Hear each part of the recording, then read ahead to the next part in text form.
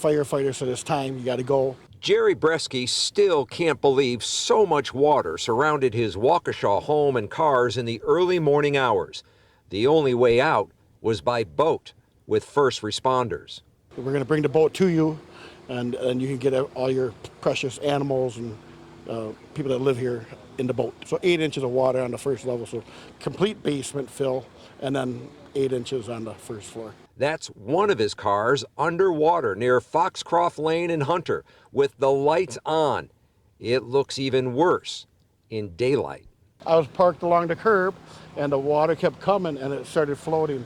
As the water came, the car lifted, lights were all on underwater, and the trunk popped up, and it started floating, and this is where it landed. He's hoping the city can help explain why so much rainwater ended up in this part of the neighborhood. For now, he's trying to clean up and dry out as much as he can from his house. Just from where I'm standing, your house looks like a disaster.